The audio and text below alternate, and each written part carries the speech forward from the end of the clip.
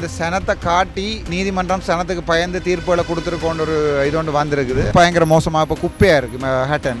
அது இவர்கள் யாருமே போய் பார்க்குற மாதிரி இல்லை. மலையத்தில் இருக்கிற பாராளுமன்ற உறுப்பினர்கள் பாராளுமன்றத்தில் மலைய மக்களுடைய பிரச்சனைகளை கதைக்கிற மாதிரியும் தெரியலை. உங்களுக்கு தெரிந்த வடக்கு மாநசபை தேர்தல் வரப்போது இப்போ உண்டு அனுப்பினோம். அதுக்குள்ளேயே அவங்களுக்கு அடிபாடு. இப்போ நான் அப்படியே இந்த டீல் அடித்து செய்கிற பொலிட்டிஷியன் இல்லை, உங்களுக்கு நன்றாகவே தெரியும்.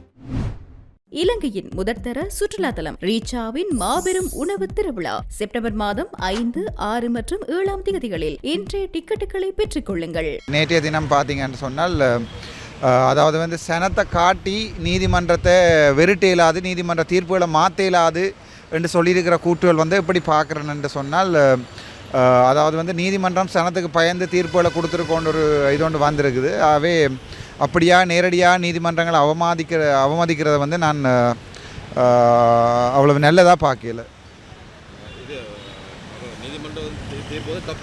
இல்லை நான் நீதிமன்ற தீர்ப்பை தப்பான்னு சொல்லலை. விமல் ரத்நாயக்க நீதிமன்றம் தொடர்பாக கதைகள் வந்து பழைய என்று சொல்கிறேன்.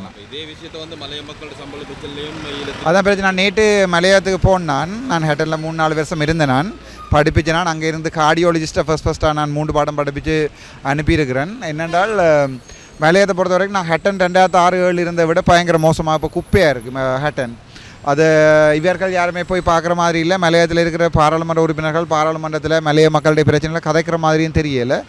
மலையத்தை பற்றி எனக்கு ஒரு பெரிய கன்சர்ன் இருக்குது. அடுத்தடுத்த வருடங்களில் பெரும்பாலும் மலையத்தில் நான் மலைய மக்களுக்காக சேவையில் ஆரம்பிப்பேன்னு நினைக்கிறேன்.